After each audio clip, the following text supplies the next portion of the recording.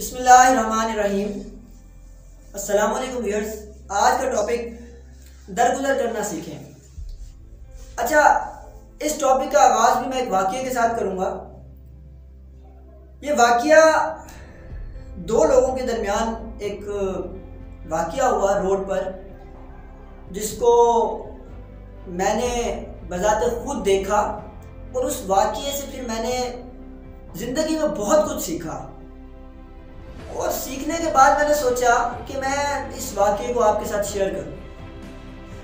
अच्छा, एक दफ़ा हुआ ये कि 10 मुहर्रम का दिन था। तो 10 मुहर्रम वाले दिन आपको पता है आम तातील होती है, मतलब बाज़ार वगैरह बंद होते हैं, तो ज़्यादा रोड पे रश वगैरह भी नहीं होता। जनरली मतलब सुबह मैं उठा तो मैं बाहर निकला।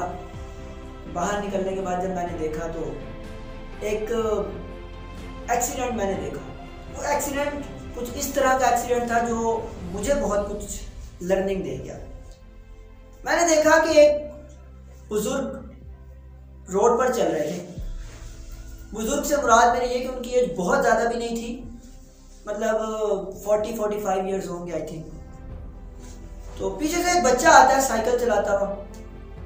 उस बच्चे ने एकदम से जो है ना वो पीछे से बुजुर्ग के अंदर साइकिल मारी और बहुत तेज़ वो बच्चा साइकिल चला रहा था।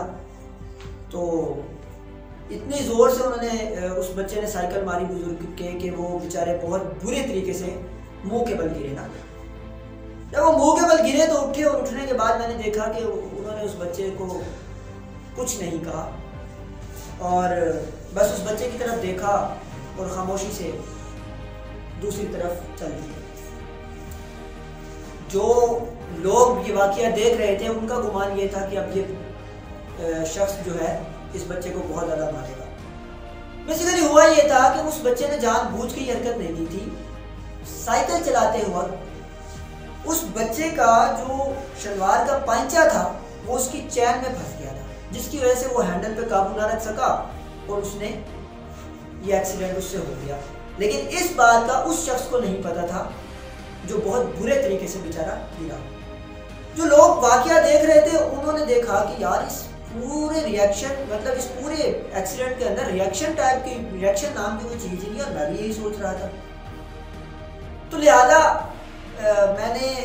मैं उस शख्स के पास गया और मैंने जाके उनको बताया कि सर वो बाय मिस्टेक ऐसा हुआ है, क्योंकि उस बच्चे का जो पांचा था शलवार का वो उसकी चैन में फंस गया साइकिल की, जिसकी वजह से उसको हैंडल पे काबू ना रख सका और उसने बड़ी बुरे तरीके से आपके अंदर साइकिल मार दिया।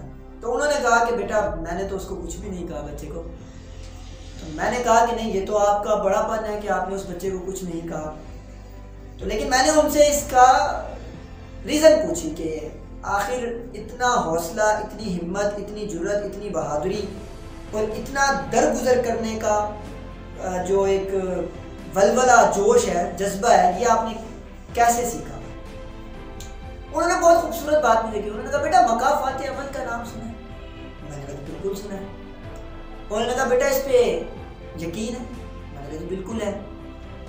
मैं अगर इस वक्त आपसे पूछता हूँ कि दुनिया मकाफ़ात अमल है, आप कहेंगे सर 100% है। जो खेती, मतलब आपने जो बोना है ना वही आपने काटना है कल को। अगर आप आज किसी के साथ गलत कर रहे हैं तो तैयार रहें कि आपके साथ भी गलत होगा। तो उन्होंने मुझे कहा कि बेटा ये दुनिया मकाफ़ात अमल है, दरगुजर कर देना बहुत अच्छी बात है। हो सकता है कि कल को मेरा बच्चा इस तरह की कोई गलती सर अंजाम दे दे और अगला पर्सन जिसको चोट पहुंची हो मेरी औलाद की वजह से, हो सकता है कि वो मेरी औलाद को माफ कर दे।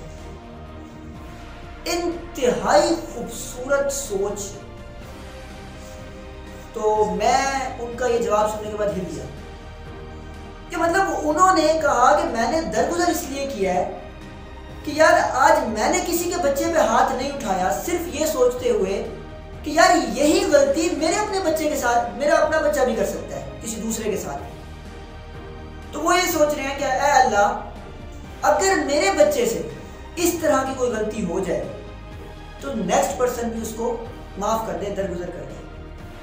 ये एक सोच होती है जिसको आप कह सकते हैं कि ये इंतहाई खूबसूरत हो जाए। देखिए रोड्स पे जो एक्सीडेंट होते हैं ना, 99.9% एक्सीडेंट्स वो होते हैं जो अनजाने में होते हैं। मतलब आप या मैं बाइक चला रहे हैं, कार चला रहे हैं या साइकिल चला रहे हैं, कुछ भी, तो हम क्या जान के किसी के अंदर कोई चीज़ तो नहीं, कभी भी नहीं मारेंगे ना। मतलब हम ये तो नहीं जानबूझ के हमने एक्सीडेंट कर दें। लेकिन आप ऑब्जर्व करके देख लें कि हर दूसरे एक्सीडेंट पर लड़ाई हो रही है, हालांकि जानबूझ के कोई भी नहीं कर रहा। हाँ गलती हो रही है, किसी से कोई तेज चला रहा है तो सडन हो गया, लेकिन दरगुजर करने के लिए कोई भी तैयार नहीं है। इस वाकये से मैं आपको सबक ये देना चाहता हूं कि दरगुजर करना सीखिए।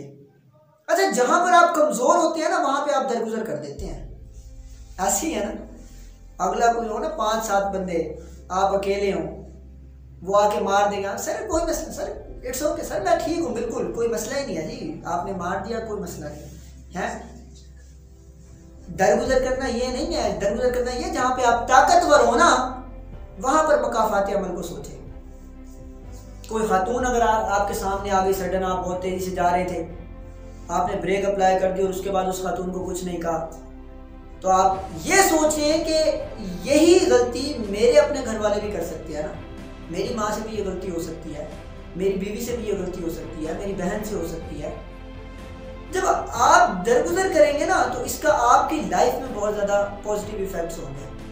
किस तरह होंगे? मतलब आप अपनी फैमिली को सेव कर सकते हैं दरगुजर करते हैं। और फिर ये माफ़ कर देना और दरगुजर, मतलब ये तो अल्लाह की रहमान की सिफात है ना, हम उसके बंदे हैं, हम 100% तो नहीं कर सकते, लेकिन जितना पॉसिबल हो हमें दरगुजर करना चाहिए, ताकि मतलब मेरी आज की ये जो वीडियो है, मैं आपको इस बात से मोटिवेट करना चाह रहा हूँ कि आप एक अच्छी सोच कैसे सोच सकते हैं।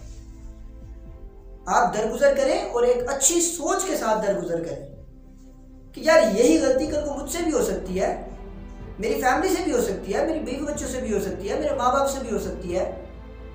तो अगर आप आज किसी को माफ़ कर देंगे तो हो सकता है कि आपकी फैमिली से अगर कभी कल कोई ये गलती होती है तो उनको भी कोई माफ़ कर दे।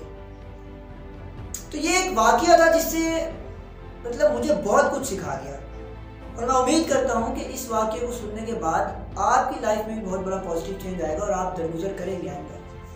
अगर किसी से भी कोई मिस्टेक हो रही है तो दरगुजर करना सीखें, माफ़ करना सीखें, माफ़ करने वाला हमेशा बड़ा होता है। ठीक है, इसी के साथ मुझे इजाज़त दीजिए। अल्लाह हाफ़िज़।